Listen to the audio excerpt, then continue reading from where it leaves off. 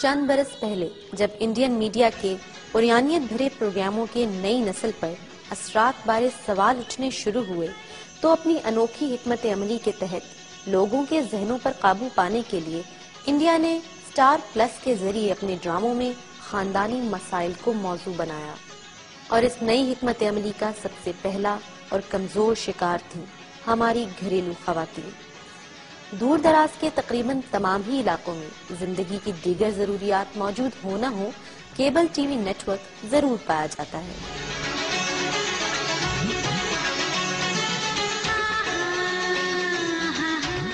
یہ گھرانہ بھی انہی میں سے ایک ہے، آئیے آپ کو ان سے ملواتے ہیں۔ یہ 4 سالہ محمد اون ہے، اس کے کیا مشاغل ہیں آئیے دیکھتے ہیں۔ اوم نمہ شیوائے سواہا۔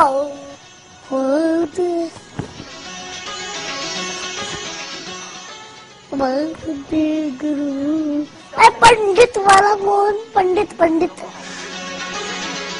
خزانہ کھولو، چندر منتر بولو، خزانے کا دروازہ کھولو۔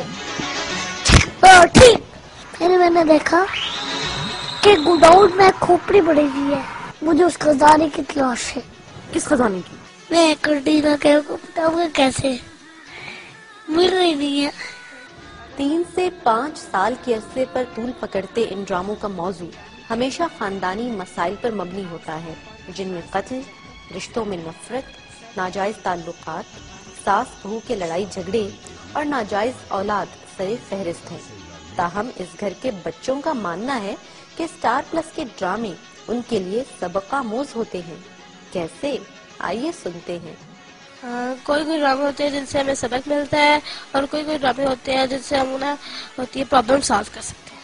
اچھا ڈرامے سے کہ ہمیں اپنے گھر کو کس طرح جوڑ کے رکھنا چاہیے، ہمیں ان کے بیچ میں دراریں نہیں پڑنی چاہیے۔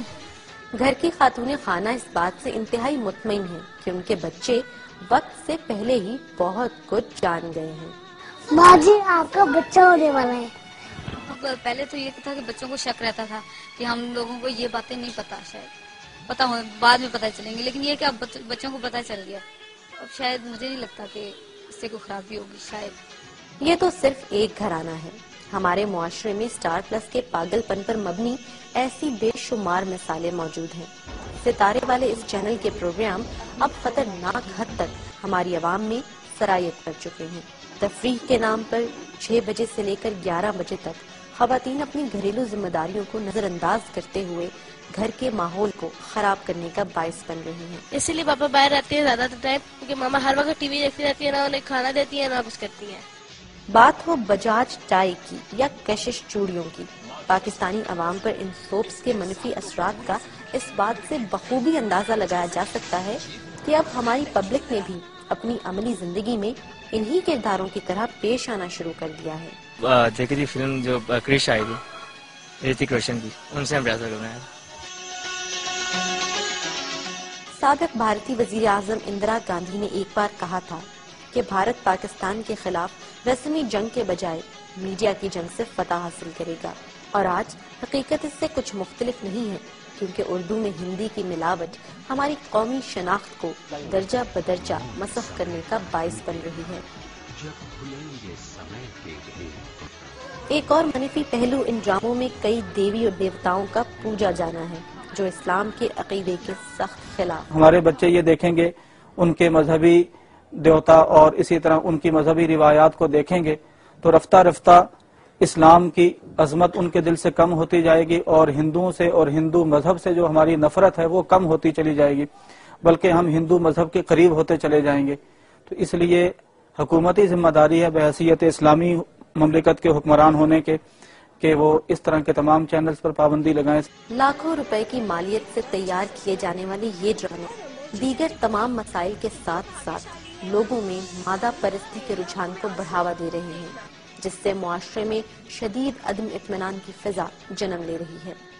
خواتین جو ہے ہماری وہ دیکھتی ہیں، ڈیزائننگ دیکھتی ہیں جویلری کی، پھر وہ کپڑوں کی ڈیزائننگ دیکھتی ہیں، وہ کمبینیشن کرتی ہیں، مارکیٹ میں جاتی ہیں، بڑے بڑے مہنگے وہ لے کے آتی ہیں، پھر وہی جو کچھ وہ پہنتی ہیں وہی کوشش کرتی ہیں کہ ہم وہ تیار کروائیں۔